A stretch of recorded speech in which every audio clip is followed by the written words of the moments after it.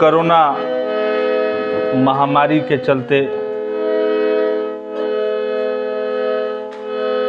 बाहर प्रदेश में फसल एगो परदेसी भाई के जे घर पे नहीं आ सकत, ओ बहन के एगो ओ भाई के एगो बहन राखी भेजतिया। का कहतिया?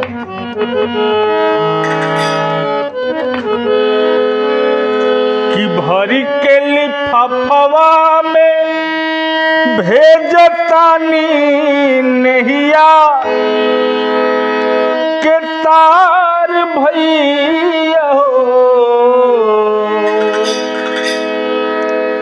भरी के लिफाफवा में भेजतानी रेशम के तार भैया हो। ए भैया हो बांधली अपना कलैया तुम बहिनी के प्यार भैया हो। ए भैया हो बांधली अपना कलैया तुम बहिनी के प्यार भैया हो।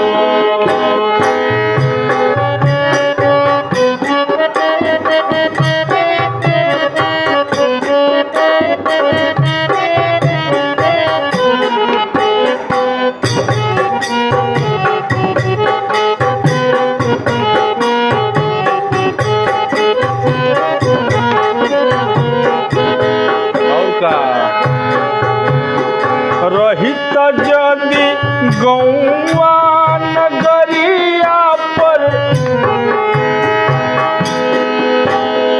रहित जदि गौआ नगरिया पर आजू हमार भैया हो। ए भैया हो बांधी हम राखी तोहसे लिहती नेगबरिया भैया हो। ए भैया हो बांधी हम राखी तोहसे लिहती नेगबरिया भैया हो।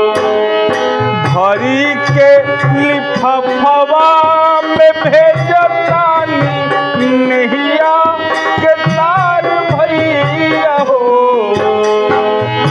ए भैया हो, ए भैया हो बांधली अपना कलैया तुम नहिया के तार भैया हो। ए भैया हो बांधली अपना कलैया तुम बहिनी के प्यार भैया हो।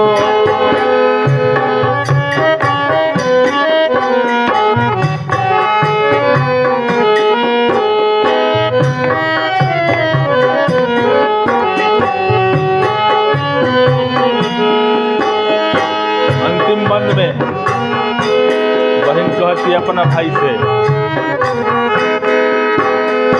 जाहे बाड़ा तहे रखिया बांधी हो। पिंटू गीतकार भैया हो।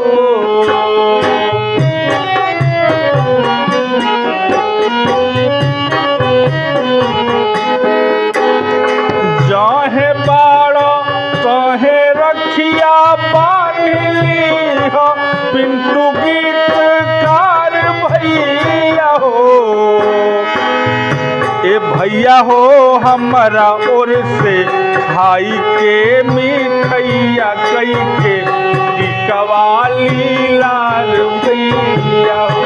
ए भैया हो हमारा ओर से भाई के मिठैया कई के टिकवाली लाल भैया हो। भरी के लिफाफवा में भेजतानी रेशम के तार भैया हो।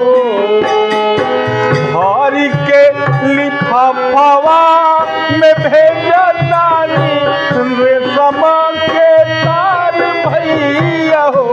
ए भैया हो, ए भैया हो बांधली अपना अपना कलैया तुम बहिनी के प्यार भैया हो, ये भैया हो बांध ली हो अपना कलैया तुम बहिनी के प्यार भैया हो, ये भैया हो बांध ली हो अपना कलैया।